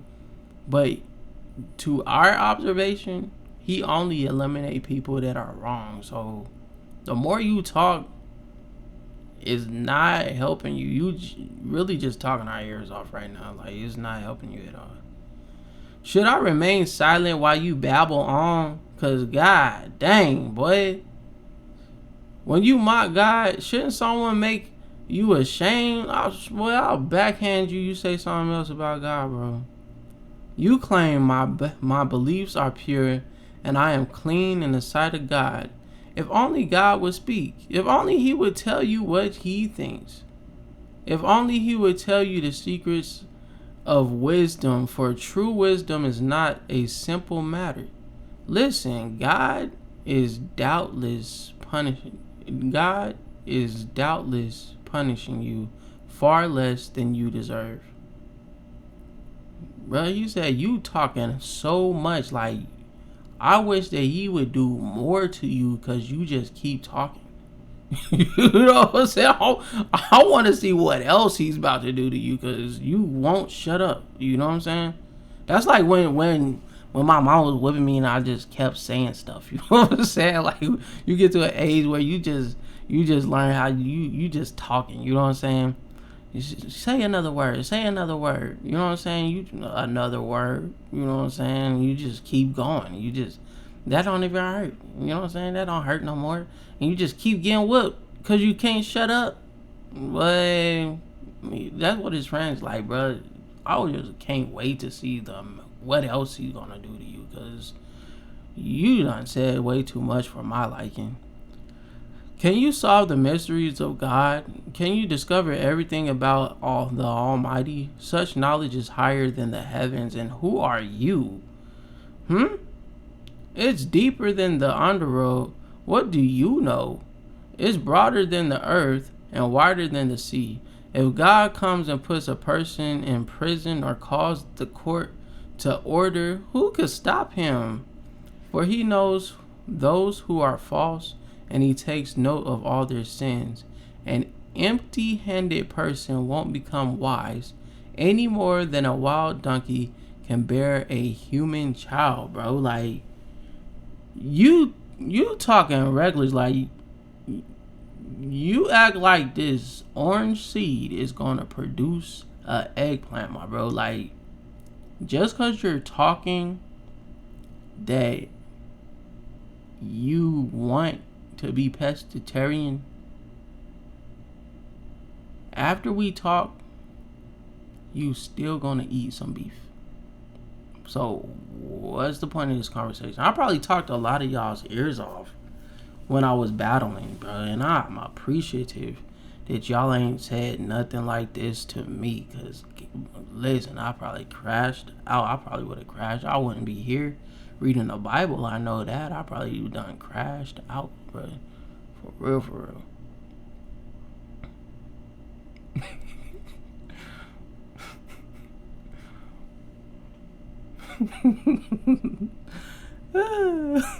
Hey, look, I'm not perfect, bro. Sometimes, listen, sometimes it just becomes personal. When it becomes personal, when the word becomes personal, like, sometimes you just talk the way you talk, you know what I'm saying?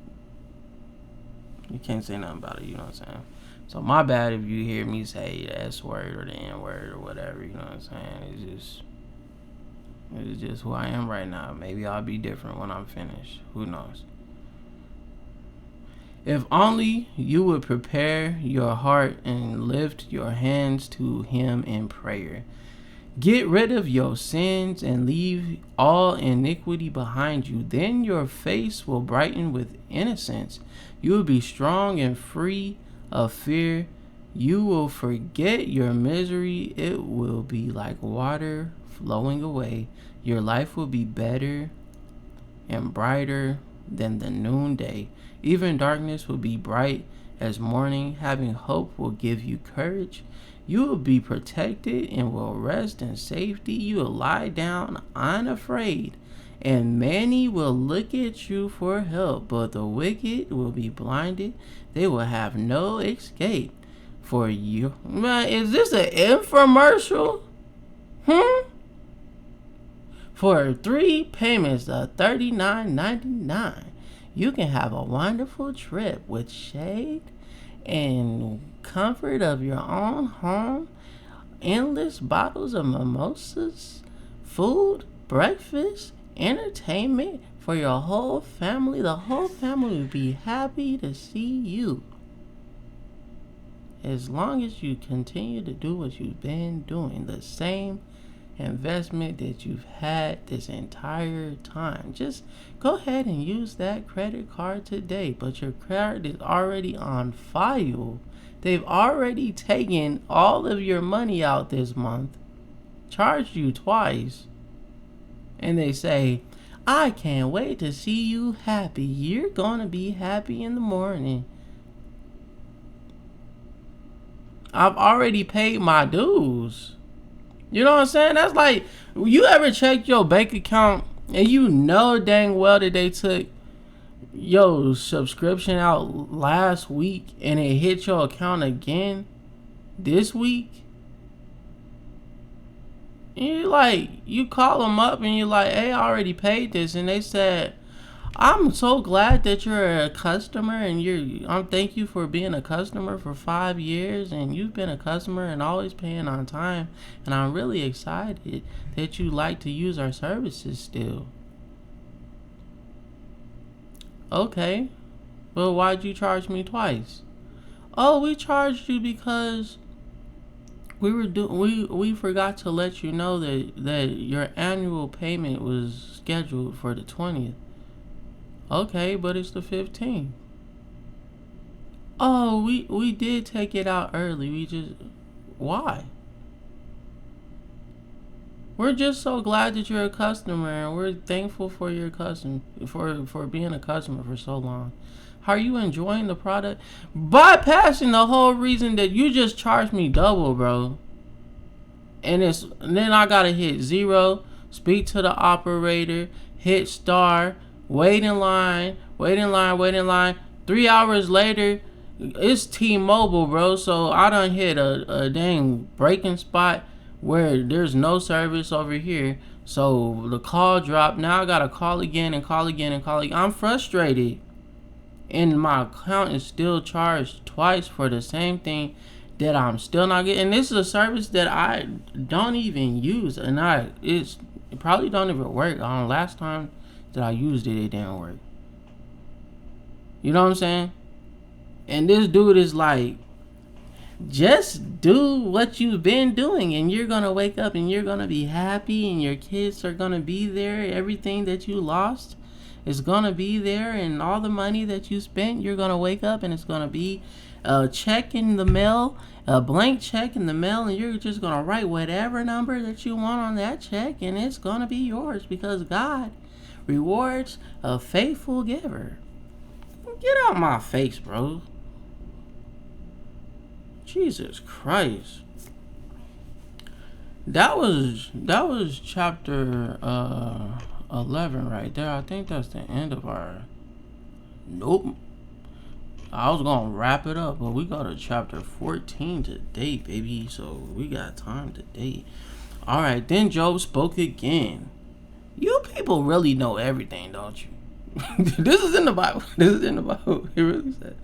You checking out? Alright, then I'll let you. It'll be on YouTube or whatever tomorrow. You know what I'm talking about. We got 3 more chapters to get. Well, 2 more chapters to get through.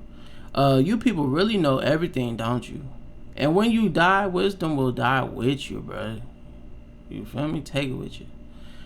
When I know a few things myself, and you're no better than I am, who doesn't know these things that you're saying? Yet my friends laugh at me, for I call on God and expect an answer. I am just a blameless man, yet they laugh at me. People who are at ease mock those in trouble. They give a push to people who are stumbling, but robbers are left in peace, and those who provoke God live in safety, though God keeps them in his power. Jesus asked the animals, and they will teach you. Ask the birds of the sky, and they will tell you. Speak to the earth, and it will instruct you. Let the fish in the sea speak to you, for they all know that my disaster comes from the hands of the Lord. For the life of every living thing in his hands, and the breath of every human being. The ears test the words it hears, just as mouth distinguishes between foods. Wisdom belongs to the aged, and the understanding of old. But true wisdom and power are found in God. Counsel and understanding are his. What he destroys cannot be rebuilt. What he puts someone in prison, there is no escape. If he holds back the rain, the earth will become a desert. If he releases the waters, they flood the earth. Yes, strength and wisdom are his. Deceivers and deceived are both in his powers. He leads counselors away, stripped with good judgment. Wise judges become fools. He removes the royal robe of kings. They are led away with robes around their waist. He leads priests away, stripped of status. He overthrows those with long years and power. He silences the trusted advisors and removes the insight of the elders. He pours disgrace upon princes and disarms the strong. He uncovers mysteries hidden in darkness. He brings light to the deepest gloom. He builds up nations and he destroys them. He expands nations, he abandons them. He strips kings of understandings and leaves them wandering in a pathless wasteland. They grope in the darkness without a light. He makes them stagger like drunkards. Job wants to argue his case with God. Look, I have seen all of this with my own eyes and heard it with my own ears, and now I understand. I know as much as you do. You are no better than I am. As for me, I will speak directly to the Almighty. I want to argue my case with God Himself. As for you, you smear me with lies. As physicians, you are worthless quacks. If only you could be silent. That's the wisest thing you could do. Listen to my charge. Pay attention to my arguments. Are you defending God with lies? Do you make your dishonest arguments for His sake? Will you slant your testimony in His favor? Will you argue God's case for Him? What happened when He find out what you are doing? Can you fool Him as easily as you fool people? Nah, you will be in trouble with Him if you secretly slant your testimony in His favor, because then you would be a liar. You feel me? Doesn't His majesty terrify you? Doesn't your fear of Him overwhelm you? Your platitudes are as valuable as ashes. Your defense is as fragile as clay pot. Be silent now and leave me alone. Let me speak, and I will face the consequences. Why should I put myself in mortal danger and take my life in my own hands? God might kill me, but I have no other hope. I am going to argue my case with Him, but this is what will save me. I am not godless. If I were, I could not stand before Him. Listen closely to what I'm about to say. Hear me out. I've prepared my case. I will be proved innocent. Who can argue with me over this? And if I prove me wrong, I will remain silent. If you prove me wrong, I will remain silent and die. Job asks how he has sinned. Oh God, grant me these two things, and then I will be able to face you. Remove your heavy hand from me, and don't terrify me with your awesome presence. Now summon me, and I will answer, or let me speak to you, and you reply. Tell me, what have I done wrong? Show me my rebellion and my sin. Why do you turn away from me? Why do you treat me as your enemy? Would you terrify a leaf blown by the wind? Would you chase dry straw? You write bitter accusations against me and bring up all the sins of my youth. You put my feet in stocks. You examine all my paths. You trace my footprints. I waste away like rotting wood, like moth-eating coat. How frail is humanity, how short is life, how full of trouble. We blossom like a flower and then wither. Like a passing shadow, we quickly disappear. Must you keep an eye on such a frail creature and demand an accounting from me? Who can bring purity out of an impure person? No one. You have decided the length of our lives. You know how many months we'll live, and we are not given a minute longer, so leave us alone and let us rest. We are like hired hands, so let us finish our work in peace. Even a tree has more hope. If it is cut down, it will sprout again and grow new branches. Though its roots have grown old in the earth and its stump decays, at the scent of water, it will bud and sprout again like a new seeding. But when people die, their strength is gone. They breathe their last, and then where they are, they die. As water evaporates from the lake and river disappears in drought, people are laid to rest and do not rise again. Until the waters have no more, they will not wake up, nor be roused from their sleep. I wish you would hide me in the grave and forget me there until your anger has passed. But mark your calendar to think of me again. Can the dead live again? If so, this would give me hope through all of my years of struggle. He said through all of his years of struggle. This ain't just a week. He been going through this for real. And I would eagerly await the release of death.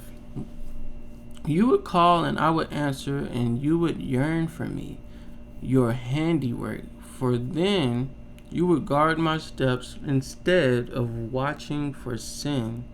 My sins would be sealed in a pouch, and you would cover my guilt. But instead, as mountains fall and crumble, and as rocks fall from a cliff, as water wears away the stones and floods wash away the soil, so you destroy people's hope. You always overpower them, and they pass from the scene. You disfigure them in death and send them away. They never know if their children grow up in honor or sink to insignificance. They suffer painfully, and their lives are full of trouble. You feel me? You feel me? So, alright, so we at the end of our readings, you know what I'm saying?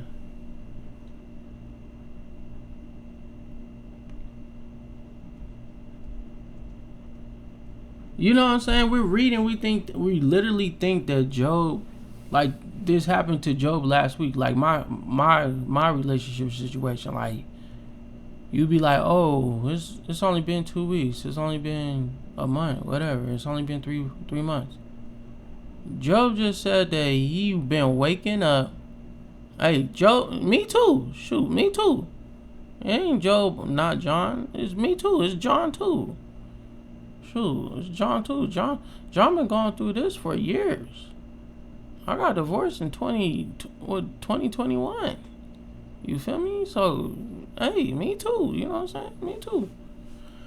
But what was I saying? But basically, what I'm saying, like we think about, we're reading this book and we're like, oh, Job woke up one day and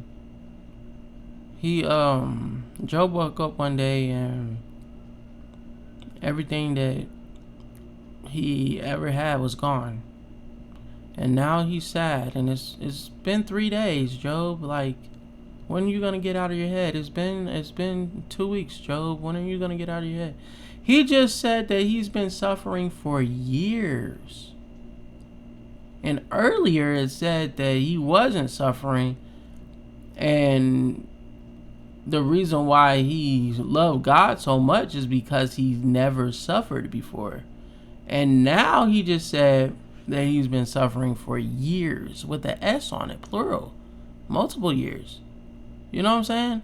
Which is also crazy, because that means that his friends stopped what they were doing and sat in silence with him and listened to him talk for years. You know what I'm saying? Every time he wake up, one of his friends is by his bedside. And sometimes it's not, what, I forgot all the names of his friends, but you know what I'm saying? It's like they alternate. Like, 1 year these two come, the other year this one comes, the other year this one comes. It's been years. And they're tired of hearing him. They're like, bro, just die, bro. Just die.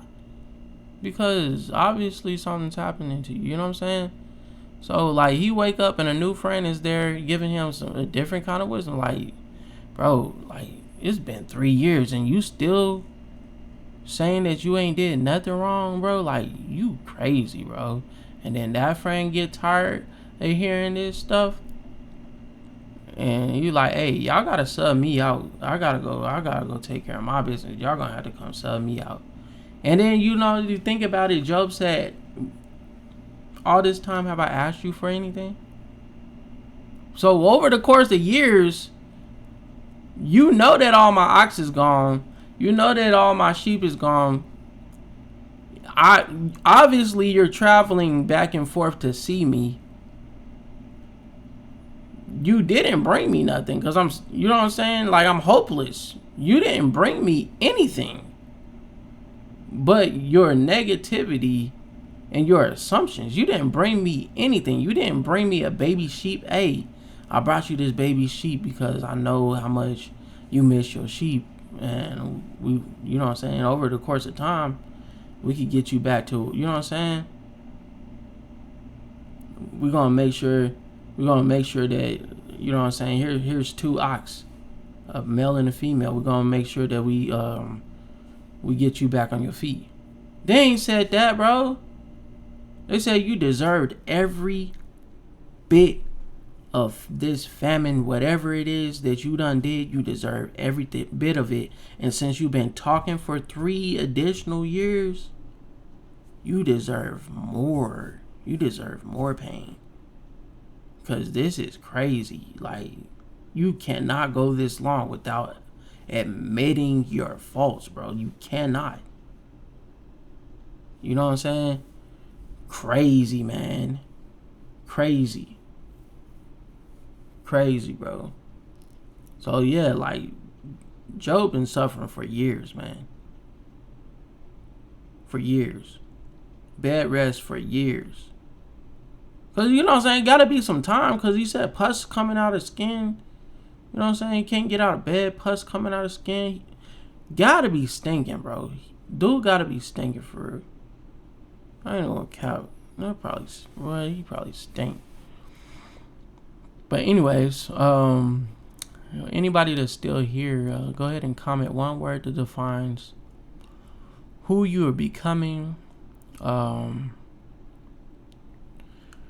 Over the next couple hours, we're gonna write a journal entry about someone who misread our pain. You know what I'm saying? We choose honesty over performance in at least one conversation today. You know what I'm saying? Instead of acting, hey, how you doing today? Oh, I'm blessed and highly favored. Tell the truth. You know what I'm saying? How you really feeling? You know what I'm talking about? How you really feeling, bro? Because we ain't always happy. We ain't, you know what I'm saying? What's good, my boy? She, you know what I'm saying? Same old same. Tell the truth. You know what I'm saying? Ain't nothing good right now. I'm just trying to survive. You know what I'm saying? Tell the truth. And then the next action step is to share this video with someone who you feel is feeling unseen in whatever storm that they going through. You know what I'm saying? Hopefully they can relate to a lot of stuff that we talking about, and find comfort in knowing that their experience is biblical. You know what I'm saying? There's somebody in the Bible that went through hell. You know what I'm saying? They did everything right and still went through hell. You know what I'm saying? And is really going through it, battling through psychological warfare, spiritual warfare, issues with feeling like you got to cut everybody off because they don't believe you, or they don't understand you, or they're painting you to be who the world sees you as. You know what I'm saying? They sitting in silence with him, but they can't hear him. You know what I'm saying? For years, sitting in silence with this dude for years, and you can't hear me. You know what I'm talking about? Like, crazy talk, bro. Crazy talk, bro. You know what I'm saying? And yeah, shout out to my mama. She got a book on the way. You know what I'm talking about? She got a book on the way. And it's finished. You know what I'm saying? I ain't gonna say it's finished, because who's to say it's finished? It's becoming. You know what I'm saying? Her book is becoming. The words are living. You know what I'm saying? Living words. If you write a book, it is becoming. It is never complete. You know what I'm talking about? So You see it in every store. The 20th edition, you know what I'm saying? The 40th edition. You know what I'm saying? The New York Timing edition of whatever, you know what I'm saying? The golden editorial edition. You know what I'm saying? Like, her book is becoming. It's you know what I'm saying? The first version of it is in the process of getting delivered and whatnot. But yeah, my mama, she got a book. You know what I'm saying? You know what I'm saying? It's coming. It's gonna be advertised on here. You know what I'm saying? So whenever I get that little pre-purchase link or something, you know what I'm saying, it's gonna go on here. You know what I'm talking about? And we're gonna help see that come into fruition. But like I said, this is ordered in bulk. We see the vision and we order it in bulk, you feel me? And so oh yeah. I almost ended without doing what I do. I almost ended without doing what I do. So we're gonna take this second real quick and we're gonna do a little closing prayer and then we're gonna get up out of here, baby. Lord, thank you for not abandoning me when I ask hard questions. Boy, period. Thank you for receiving my silence as sacred, my tears as testimony, my pain as prayer. Today I trust you not because I understand, but because you've never left. You feel me? You don't have to understand what you're going through in order to know but God. You feel me? Like God said that all things come to those who believe. You know what I'm saying? Good things come to those who believe in Christ. So regardless of my circumstance, you know what I'm saying? Regardless of how long I've sat in this, whatever is coming for me, whatever God got for me, I'm going to get that, John, bro. You know what I'm saying? I was almost out of here when I was 7 years old. But God has something for me. You know what I'm saying? I almost died at 7. But he said, hey, at 33, I'm going to put you through something that's going to cause you to come out of the ground. You know what I'm saying? After you come out the ground, then I got something for you after that. I could be 55 whenever I see whatever is coming for me. You know what I'm saying? But I know it's coming. And I don't gotta understand why I'm going through what I'm going through. You know what I'm saying? So that's my readings for today, little baby. We're gonna be on here tomorrow. And tomorrow marks day 7. We've been in this thing for a whole week. I ain't been public for a whole week, but I've been in this thing for a whole week. So tomorrow I might have a little celebration going on. I'm gonna have therapists and my little squad, my AI squad, come together and give me an observation of who I was a week ago. Show me who I am tomorrow, if Lord's will, you know what I'm saying? Show me who I am tomorrow, and then also give me insight of who I am becoming. You feel me? So, like I said before, we see the vision, and it's ordered in bulk, little baby. Let's get it.